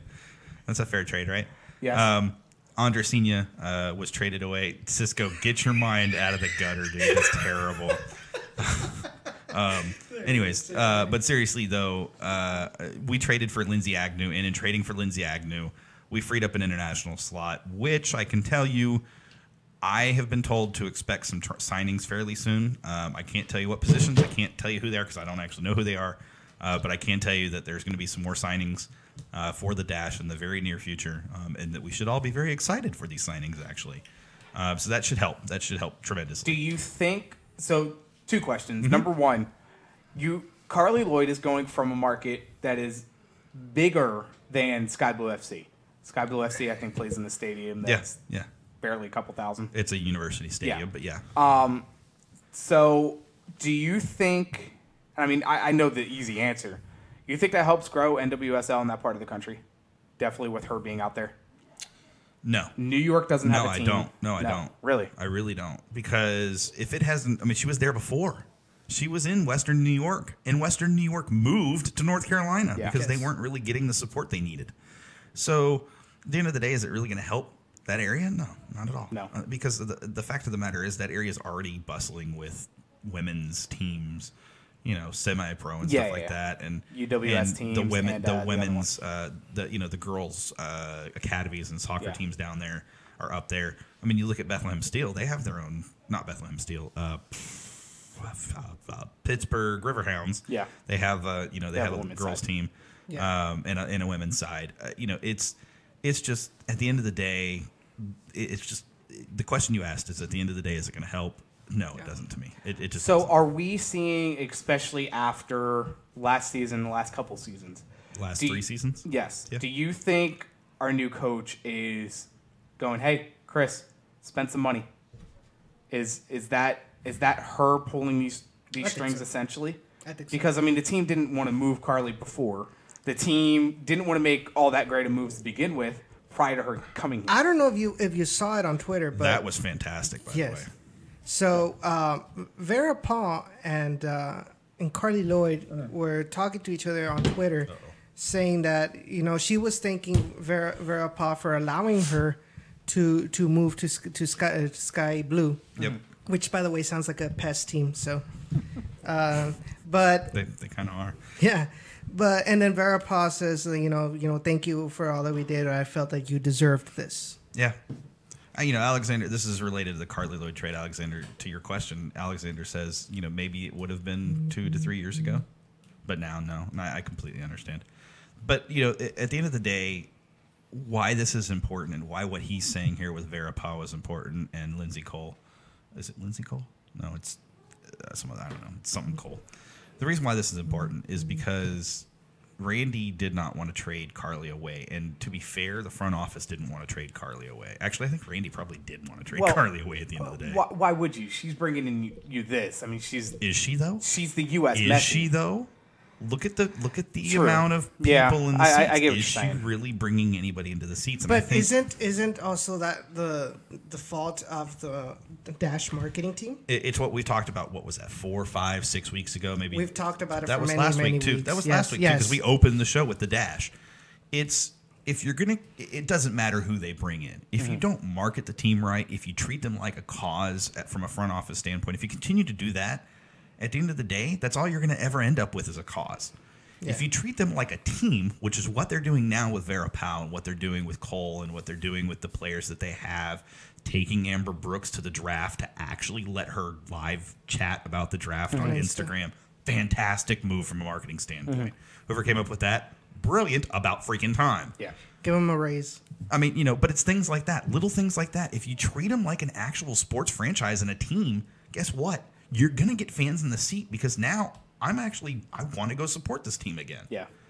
So, and we harped on it last week so big. It's so frustrating to see, and it has been so frustrating to see for so long that marketing has been a big issue in this city, in this market in general. Calibus brings up, give me a team that I can't resist. Yeah, I mean, you have absolutely. it now with the Dynamo. There for a few years, it wasn't. No, yeah. Yeah. Do you think this is that shot in the arm? I don't think this move specifically is. I think this is going to be a bit of a transition year because no matter how good your players are, coming in with a new coach is always a bit of a system. struggle. Yeah. I do think we make the playoffs this year, which is already an improvement on last year and the last 3 years. However, I don't think we make the playoffs as like a first place team. We're making the playoffs as the fourth place team. But I do think what we see changed is the way we play. It doesn't have to necessarily be more exciting. It has to be more effective. And I think Vera is good at that. I think that's what she's really good at doing. And I think they've got in position right now with the players they have a chance to actually be pretty darn good because and it all comes down to what type of system they run this year. Whether they run a 4-3-3 or they play with 2 forwards and then 2 wingers and then 2 midfielders and then 4 on the back, which is basically a 4-2-2-2. And that's what I think we see is a 4-2-2-2. And so, you think about Kaylia Ohai and Rachel Daly out wide. I mean, that's killer. Or swap Daly with press and put Daly up top. That's killer. The players that we have fit a 4-2-2-2 very well. There's just an amazing opportunity for this team to finally catch fire and catch this fan base on fire from the Dynamo standpoint, finally catch them on fire so that they come out to the matches and support the team as the team deserves to be supported. And you know what also make the dash is like people want to actually buy tickets and not just, oh, well, I got these tickets for buying Dynamo tickets. Exactly. It's not that they're another run team, but they're a team, and we're running them as a team. Water break. So just so everybody knows, Cisco said back in 2014, October 15th, 2014 on Twitter, would love press on our team.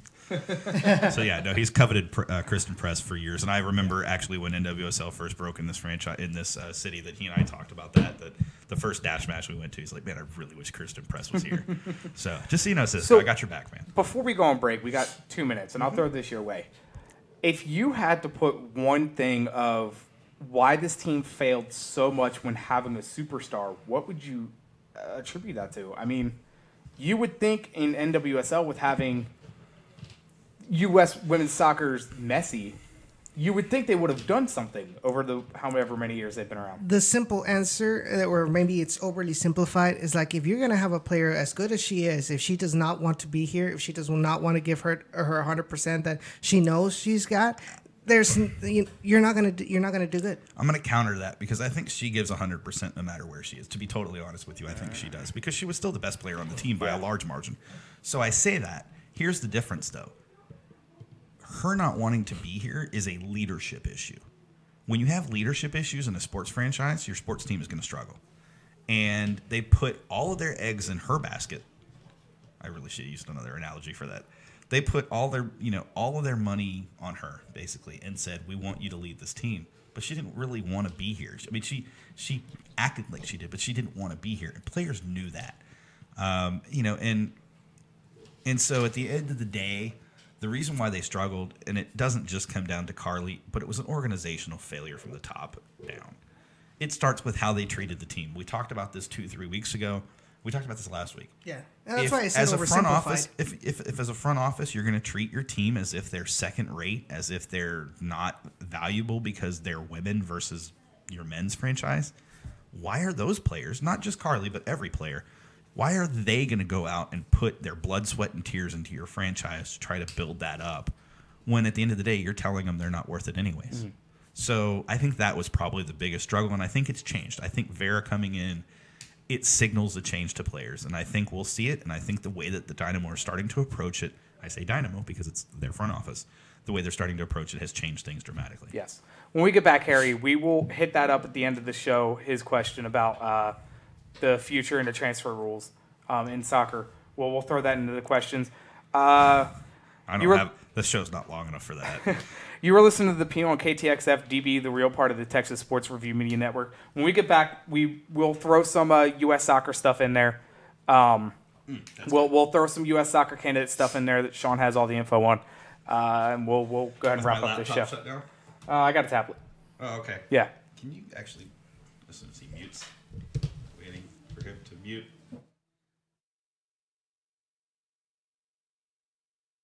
You're listening to The Peel on KTXF-db The Real, a Texas Sports Review Media Network. Listen to us every Tuesday at 7 p.m. Central Time on KTXF-db The Real via the TuneIn app on your smartphone or via TuneIn.com.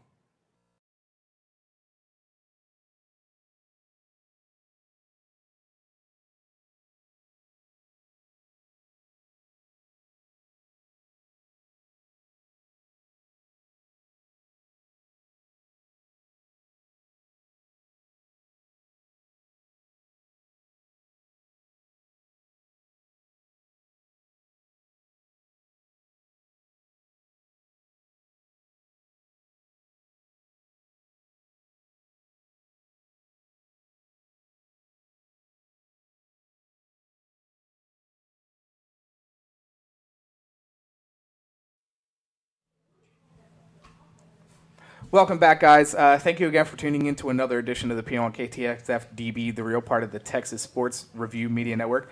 Thank you for everyone tuning in on YouTube and Facebook as well. Go ahead and give this video a like, share, and subscribe to our channel. But before we left, we were talking a little bit about NWSL and how the moves made by the Dash are going to change things this year. What are you laughing at? Apparently your dog farted and they could hear it. No, my dog's chewing on a bone over there, and he makes some really funny noises. You threw him a bone? But that's an idiom. That dog, he's great.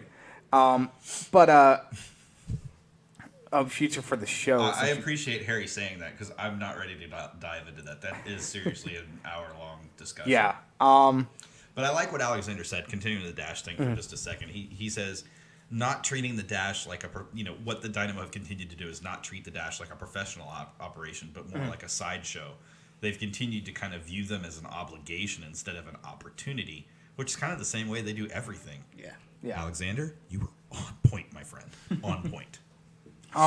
So, Sean, a little bit about the USSF candidacy. Yeah. If your laptop's booted back up. It is. Power is a wonderful thing. So all the candidates, like I said, they gave one-on-one sessions, or they talked before crowds of whatever people. That was prior to the draft. It was the coaches' convention. Correct, the coaches' convention. What I heard, and I listened to Counterattack last night on the way home, or the last actual couple nights, and what I've heard repeated over and over is that the candidates who did the best for themselves there were Eric Winalda, and Kyle Martino, which is no surprise because these two have experience in front of crowds. Don't you love XM?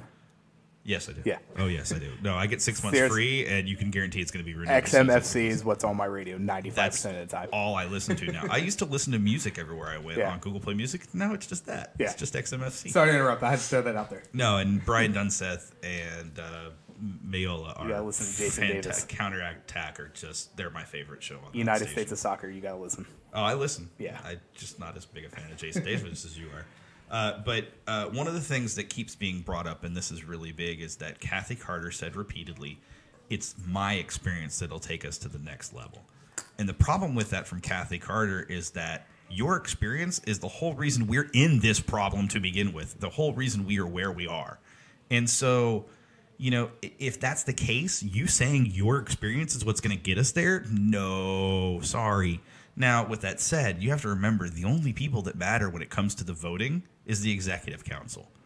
And the problem with that is that most of those people are business people. They don't really care about, and I hate to say it, they don't care about the average fan. They don't care about us. But that doesn't mean we don't have a voice. They care about the almighty dollar signs. Yes, that is 100% and the true. corporate sponsors. So the two candidates that spoke to that the most, that kind of focused on that, or did better in that arena, was Carlos Cordero, and who's the vice president of USSF currently, and Kathy Carter. I've read and I've heard, and I think they brought it up on Counterattack tonight even, that Kathy Carter has actually hurt herself a little bit with what she talked about there, because it was all about the same thing, which was that, and you went to a coaches convention, you basically said our coaching is crap. That's not the way you win people over. Yes, we can agree on part of that, but that's not what you do when you're trying to sell yourself. No, you're a candidate. Act like a candidate, not stupid. But even worse than that, it was like what she had to say, and I listened to actually a couple of her interviews because I was driving around town for different things. And it was her being interviewed on Counterattack, and I was just listening later that night. But what she had to say just didn't strike me as anything revolutionary. Yeah. It was the same crap we've heard over and over. Yeah. And it's no surprise because she was handpicked basically by some and Sunil Gulati to replace him. And that's fine. I hope that the voting constituents, the voting majority, I hope that they understand that that's not what this country needs right now. That, I don't think they really care. and somebody said, and it was on Counterattack, somebody said, you have, and it might have been Dunseth actually that said this, you currently, let's say we have 150 million surplus, in USSF, which is about probably right. If you bring in another business person, if they bring you up to 300 million, does that solve your problems? No. Not necessarily, no. That just means you're not using. But if you bring in a soccer mind, a soccer person who understands tactics, who understands the actual operations of soccer, that can mean more than $150 million every for your federation. It really can. You can throw money at a problem. That doesn't mean the problem is going to go away. to bounce off problems, and I wanted to bring this up before I forgot. With the whole Jonathan Gonzalez move and him saying he's Yes. gonna go play. And they talked about that actually on Yes. Counterattack on my way over here today. I meant to save the tweet, but I didn't. Winograd, yeah, he's another one. According to Herculez Gomez, actually, I'm going to bounce back to how this originally started. Okay. I've Jason got additional Davis. info on that. Yes, Jason Davis was actually interviewing Tab Ramos, and he had asked him about it, and pretty much just played it off how it wasn't a U.S. soccer issue. It doesn't fall back on them. Jonathan Gonzalez is going to do what he did. And then he tried to put the blame more on him, how he was injured and he wasn't ready, and he just wasn't mentally and physically ready or wasn't fit to play at that time. Herculez Gomez comes out, I think, yesterday or the day before. It was a tweet yesterday evening. Saying that he has proof and knowledge that U.S. Soccer had never once stepped foot in Jonathan Gonzalez's house or over the phone to convince him to stay here. They talked over the phone. Yeah, because Tab Okay. and somebody else mentioned that. And they never set foot in his home. Yes. Yeah, and for a while they had also mentioned that it was Monterrey that did not let him go to the to U.S. national team because they were in the Copa MX, and so. But that shows on a micro level an absolute failure by U.S. Soccer all the way down.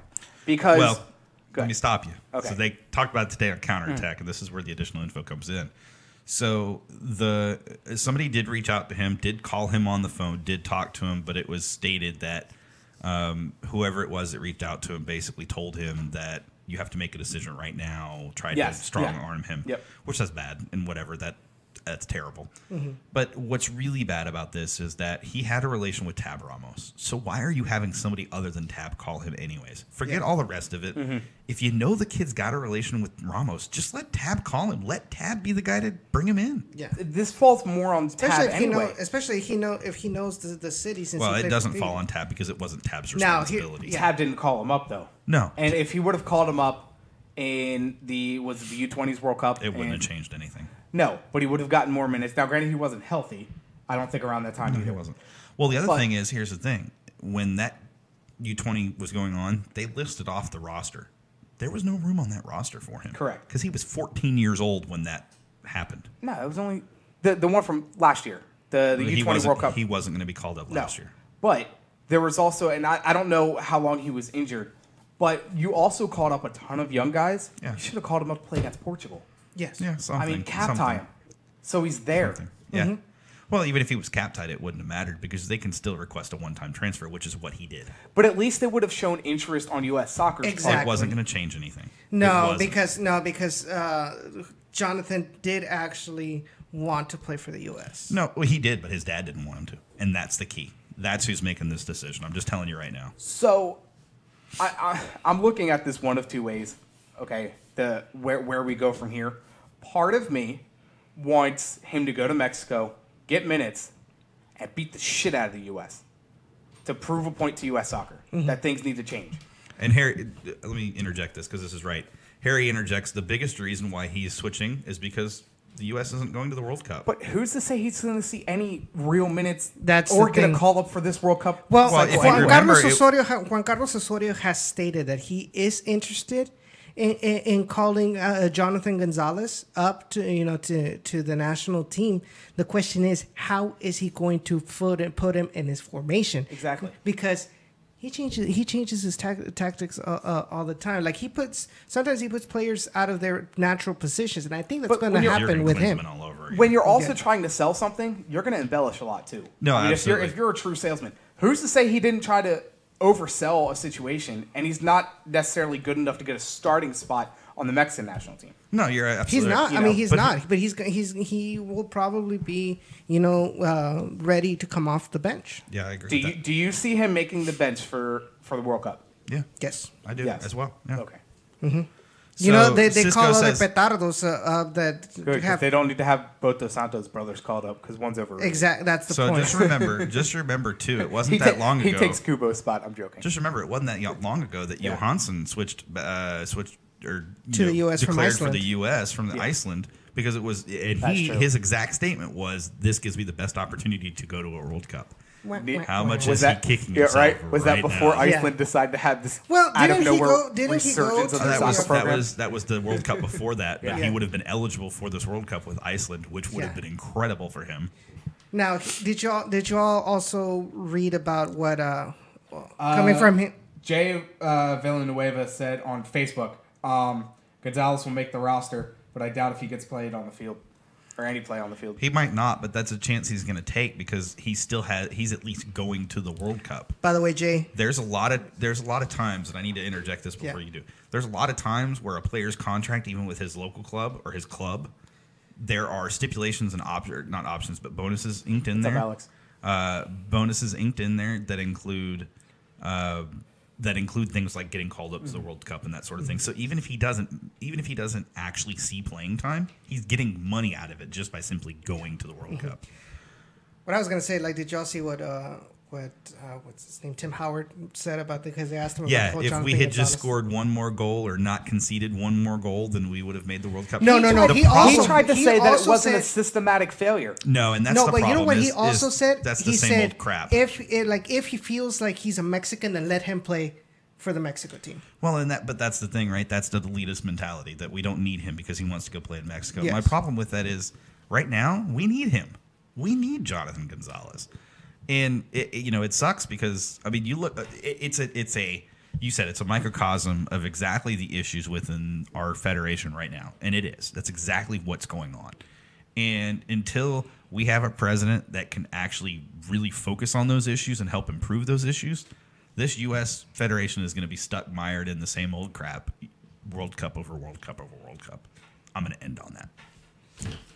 We're going to go ahead and take our last break real quick. Then when we come back, I'm going to open up the phone lines or text in line, whatever you guys want to do. If we don't get any phone calls, we'll just BS more about soccer. Like we always do. Yeah. But you're listening to the Peel on KTXF-db, the real part of the Texas Sports Review Media Network. Like I said, when we get back, we'll take some phone calls. We'll talk more about the chat. And we'll close out the show for tonight. Mm-hmm. I'm Brad Davis, and you're listening to The Peel.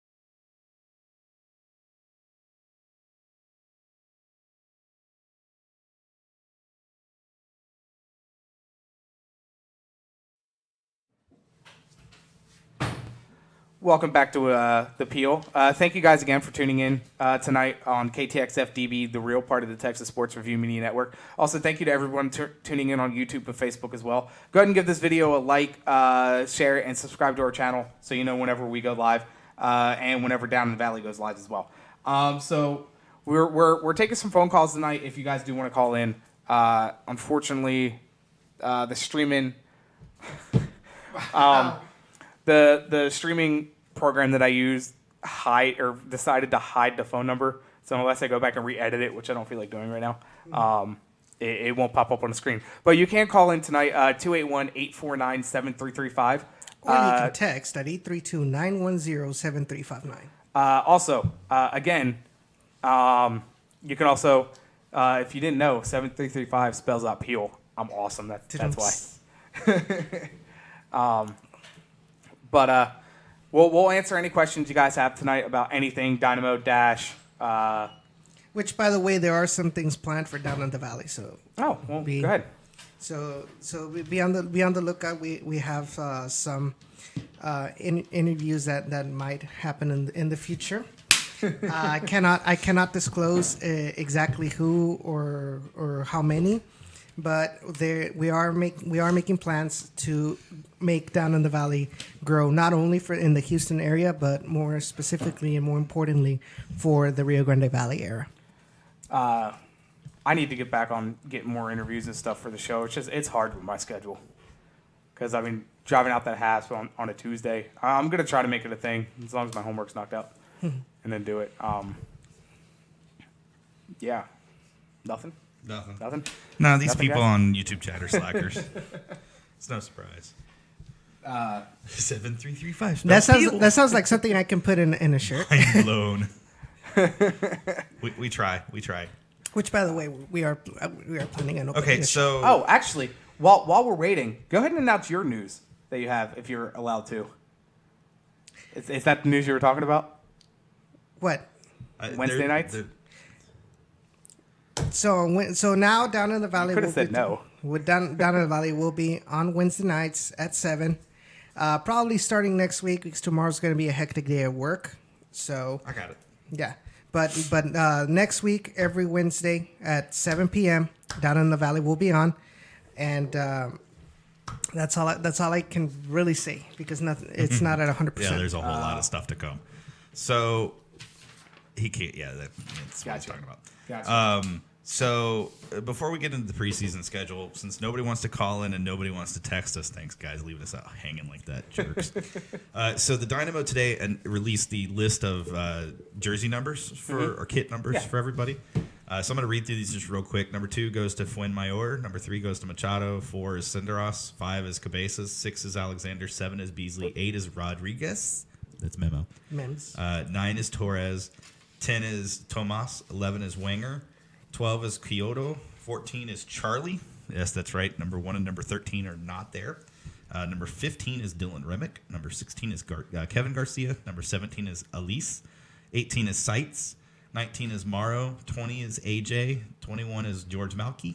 22 is Leonardo. 23 is Alvarez. 24 is Darwin Seren, who, by the way, that was one we didn't mention. That trade happened. Shut up, guys. That trade for Darwin Seren, we traded allocation money basically to get a defensive midfielder / center midfielder who's actually, in my opinion, decent enough to play for us. He's a El Salvadoran. And then 25 is Eric Bird. Woo, Birdman. 27 is Boniek Garcia. So there are 3 numbers in that list that are not taken currently. 1, 13, and 26. So we were talking about this earlier. Corey released this information. The Dynamo are in talks to try to bring Willis back, which would be number 1. They're trying. They're still waiting for Vicente Sanchez to make his decision on whether retirement. he retires. That's 26, and 13 is Rico's number, who may or may not return.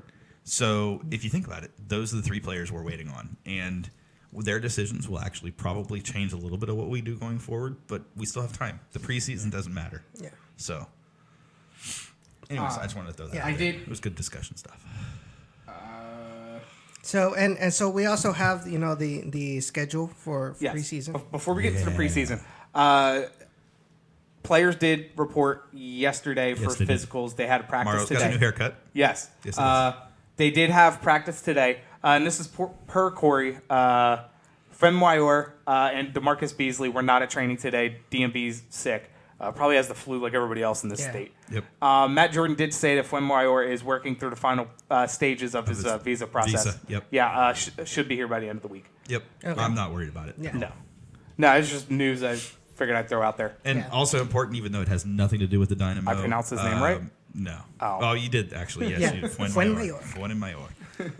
In other MLS news of importance, Lee Wen did not report to New England Revolution preseason.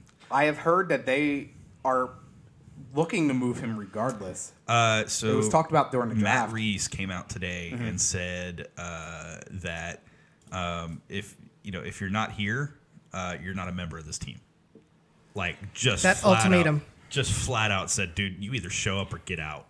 And they will trade him. And I'll be honest, he would look really good in orange. Yeah, but why would you want a player that that has that? And He wants to stay in MLS. Yes. He wants to stay at MLS. I don't blame him, Edson. I mean, if you look at the way, and I brought this up earlier today, New England's not ran all that well. And this actually, the Super Bowl plays into New England as a whole. There are people in the NFL side of things saying that there could be a possibility or a rumor or rumblings, or we could see it happening, that Robert Kraft sells the Patriots if they win the Super Bowl this year. Do the New England Revolution also get sold in that same aspect? Or in that same... You'd have to think that would be a part of the package deal. I mean, I think it would be an amazing move for the Revolution. Move them back towards Boston, let them play there, let them garner a bigger fan base. If you're Lee Win, I mean, yes, ownership or no. doesn't care. Yes and no. The thing is they're kind of they're also running that. They're the secondary part of that deal, right? So is the new ownership necessarily going to care about them at all? We could see them being sold as two different entities. I think that's what we see. You sold the Patriots and you sell the Revs as two different things. Yep. Yes. I think that's what you so, see. Yes, but I think what's scary about that is that there's a good possibility that it may not be someone who buys the Revolution that's from New England. Yeah.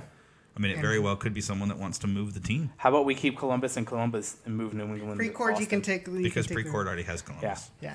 Could we see? We could see the Revolution move to Columbus. That I was just about to say that. The Columbus Revolution. How great would that actually be? I would see Austin getting a new name and keeping the Columbus name or the Columbus crew name in Columbus. Well, and then they would keep all the history in Columbus too, which may not be the worst way to do it. I have to research and I'll find it for a news thing next week. But I want to say Precourt might have already put that in into whatever deal that he keeps the crew's history, which would absolutely suck. Well, it would, but at the same time, I mean, how great would it be if it was the Columbus Revolution? To be frank. The perfect name for a team for that. I mean, well, San Jose though, they kept all their history and stuff when they moved here, but it was different. It wasn't. I mean, the move here was not predestined like the because there was a fan movement to try to convince Precourt, whether financial or something, to be able to for About Columbus, the city of Columbus, to keep the rights, of all their history in the city, but. That's pretty much about it. About the Revolution. Callowist, I bought the Revolution. I'm moving them to Manitoba. By the way, we need another Canadian team. So Austin is actually running into problems with regards to the stadium. And look, it's not that I don't want a team in Austin. I don't want the crew in Austin. I have no issue with the team there. It's the crew going to Austin. Yeah. If this was something, so part of the problem is that when Precourt got this language written into his deal and agreements made, it was a different ownership base. Things were different in MLS than they are now. Mm-hmm. If ownership was allowed to vote on this move, ownership right now in MLS would vote no. They wouldn't allow it. Mm-hmm. But at the time, it was all about single entity, or not single entity, getting away from ownership that owns multiple teams and that sort of thing, which is why the Hunts had to sell the crew. And so you ended up with the Precourt situation. If they were to do it all over again, they wouldn't sell to Precourt, or at least they wouldn't include this language. Okay. Real quick. No, I just wanted to talk about. This is your closing. This is your closing statement. Yes. So I was we'll bring it up. We do have soccer next week, guys. For what it's worth, we have soccer. No, we have soccer sooner than next week. Well, we'll get into that travesty. We have travesty. We have U.S. men's national team on the 28th. Oh, I'm not talking about that. Oh. We have soccer technically in 4 days. We get to go see the players play soccer. Yes. So in case you don't know, what time is that? 10 o'clock? 11 10 a.m. It's 10 a.m. 9:45 is when gates open. Okay. I'm going to be there at 9:30. 9:45, HSP, also known as the HASP, also the Dynamo practice Cisco, are you facility. coming? Dynamo will hold their annual open practice open to fans. Get there, meet all the new players, meet all the older guys. That goes down on Saturday. Then we have U.S. men's national team on the 28th, playing Bosnia Herzegovina. Herzegovina. Kind of curious to see how that all plays out. So go ahead. All right. So is this your? You have this one your quick statement, school? so you better hurry. All right. So Did you go to school January 3rd. here? Huh? Did you go to school? Yes, I did. Okay, That's my alma mater. That's my alma mater. The whole preseason schedule. We don't have time. Yeah. So basically, what's going to happen is January 31st, which is on a Wednesday, the Houston Dynamo will be playing UTRGV, a men's soccer team, which will be at 6 p.m. At UTRGV. Then on the February 3rd, which is on a Saturday, which is going to be open to the public. So people, if you want to go to HEB Park, Edson's going to be there. I'll be there. He better be here on Sunday. They will be playing RGVFC at 6 p.m. Tickets start at $5 and $10, so it's going to be cheap. Yes, go ahead. Say real quick. Alex just said that he's looking to see about the whole Columbus history, staying in Columbus. He's actually looking that up for us. Good, because I Alex. thought I heard something, but I didn't want to quote it. Alex, even if we end this show and Tweet it out. the answer is not, we don't have the answer, feel free to tweet it at us, Facebook at us, or just comment on the YouTube video when it's uploaded. Whatever, just get us the info some way, or just save it till next week, and we'll use it next week. We'll use it next week, but we finally have soccer back, guys, in whatever capacity. Yes. We have soccer from here on out. I do want to say thank you guys for tuning in tonight to tonight's edition of The Peel on KTXF-db, the real part of the Texas Sports Review Media Network. Thank you to everybody that tuned in on YouTube and Facebook as well. Go ahead and, again, give this video a like, share it, and subscribe to our channel. Get notified whenever The Peel and Down in the Valley goes live. Be sure to follow us on Twitter at ThePeel05. Like us on Facebook at ThePeel2005, and be sure to check out our website, courtesy of Edson, thepeellive.com.